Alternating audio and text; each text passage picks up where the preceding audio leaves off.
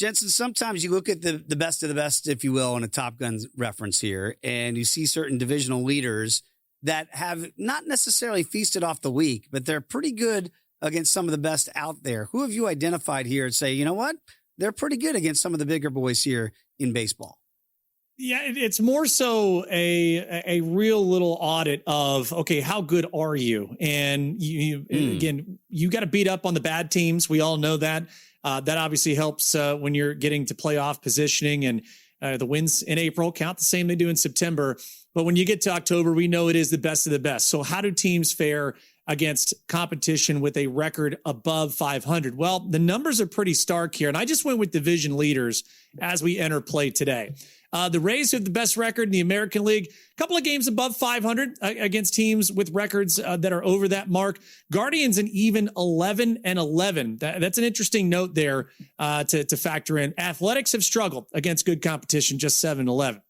Now, on the flip side, the National League division leaders, really, really good. Braves 14-9, Dodgers 15-9. How about the Brewers have played 33 games already against teams with a record over 500.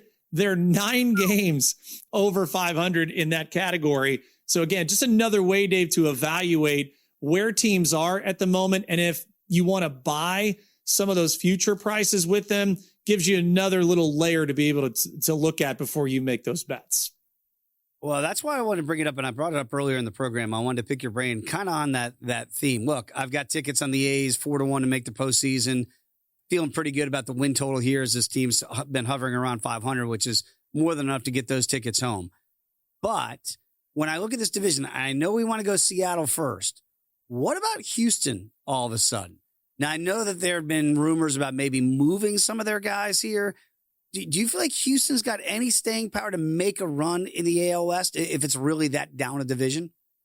I absolutely don't. I think that they are on borrowed time. The offense is great. This pitching staff is absolutely horrific. And they have had so many injuries too, but that notwithstanding, you are going to see some people probably calling about not only Christian Walker, but Yordan Alvarez. And again, this could be quite the haul. Not that Houston wants to do it. Dana Brown, defiant the last couple of years that they are in it.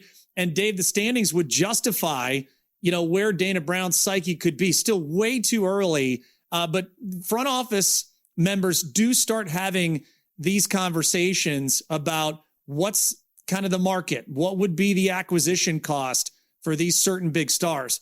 A reminder, the Astros begin play today 7 games under 500, but only 2.5 out of a playoff spot because the American League has been so down outside of the Rays, the Yankees, and the Guardians. Those are the only teams, Dave, 3 of the 15 that are above 500. If you want to throw the Athletics in there, or excuse me, I take that back. There are 4 teams over 500. Rays, Yankees, Guardians, and White Sox, just like we all thought. And then the Athletics are a perfect 27-27 even at that mark. So it's hard for American League teams to sit there and say, okay, well, we haven't played our best baseball, but we're like a series sweep or 2 from being in a postseason spot. So I think that would be something to factor in if you're looking at the futures market.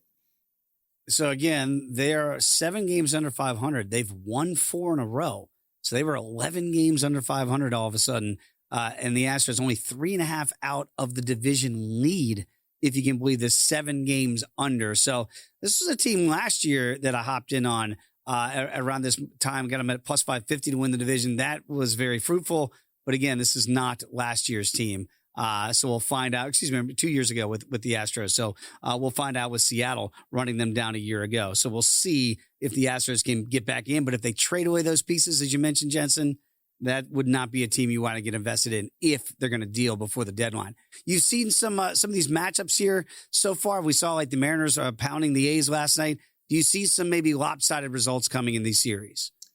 I think we could attack a couple of these games. So the headline is one-sided affair with a question mark. Like on paper, is it really one-sided? Let me start with the Braves and the Red Sox. Spencer Strider, Ranger Suarez. Now this is priced evenly. It's $1.10 each side. But I'm going to tell you right now that Ranger Suarez has been much better than what meets the eye.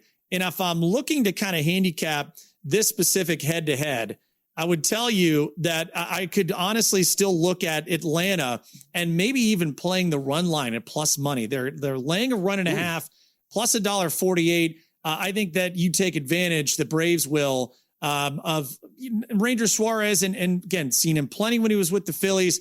That's an interesting matchup. Definitely one-sided tonight at Kauffman Stadium. Cam Schlittler going for the New York Yankees against Bailey Falter. Dave, I played not only the under 9, I also played the Yankees on the alternate run line -1 at $1.58. On the under here, the Yankees are 18-8-2 to the under as a road favorite, which they are decidedly so tonight. Kansas City also against non-divisional opponents, 18-13 to the under. And the Royals have been way under, at least 5 games under 500, covering the run line against just American League opponents overall. So Yankees Royals under 9 tonight, and then the Yankees -1 on the alternate run line at -$1.58.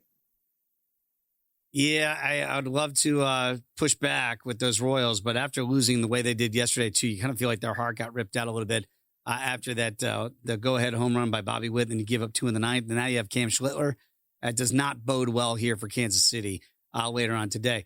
John Denver, Take Me Home, Country Roads. We used to sing it in the song in the car every time we crossed over from Virginia to West Virginia as kids. Mom's going to be excited for you to get to Morgantown. I know you're fired up for that as well, Jensen. Going to be great. And again, Selection Monday for the men's college baseball, a road to Omaha revealed yesterday. Dave, at least at first glance, there were 3 regionals that really jumped out. Speaking of Morgantown, which I'll be covering beginning on Friday afternoon, that really look like a tough road to hoe. Let's start there. The number 16 seed, national seed, West Virginia. They have Wake Forest as a powerhouse out of the ACC in years past. They've got a great stable of power arms. Kentucky in the battle-tested SEC. They were one of the bubble teams that got in. And then shout out Danny Higgins' cousin, who is part of the Binghamton boys that I got to cover in Athens last year. They are the 4 seed there in Morgantown. Lincoln, Nebraska, the number 13 national seed, Nebraska Cornhuskers. Holy hell, Dave. Ole Miss, who was right there for an opportunity maybe to host Arizona State out of the Big 12, which really came on at the end of the year. And then South Dakota State, don't sleep on the Jackrabbits there. An interesting 4 seed that could provide some resistance. And then no favors done to the North Carolina Tar Heels. This Chapel Hill Regional, the number 5 national seed, North Carolina's got their work cut out for them. The Vols of Tennessee will be the 2 seed out of the SEC. They have played much better down the stretch. East Carolina, who I know you have a ticket on, Cliff Godwin's crew, they find their way in. They create all kinds of chaos, Dave. That is a battle-tested program. And then your old alma mater, the VCU Rams, finding their way in. Not the best team, but still, they're going to probably give North Carolina a little more trouble than maybe anticipated. 3 regionals that I think are pretty easy. Atlanta, the number 2 overall seed, Georgia Tech. I think they run roughshod over Oklahoma. The Citadel, where I just covered the SoCon conference tournament, they were the conference champions over the weekend. And then UIC rounds out that regional. Texas, the number 6 seed in Austin. They got a great draw, but they're going to have to hopefully think that UC Santa Barbara does not have their ace able to go in game 2. Tarleton State, Holy Cross finished that one out. And as I told you, my chaos candidates, the Gainesville Regional, the Florida Gators, number 8 seed. They will get their crosstown rival in the Miami Hurricanes there, but Troy and Ryder fill out that regional. I think they are very much in the driver's seat to have a clear path to the super regional round. Yeah, my boys, they were texting in our old Virginia Beach 757 group text and saying there's a buzz in Richmond about my Rams this year. So I said, okay, I'll obviously love to see that ECU ticket make some noise here, but if it can't be ECU, I'd love to see VCU do something out of that side of the bracket here. So I'll be a watchful eye on East Carolina and my alma mater if they can make a buzz out of Richmond this year.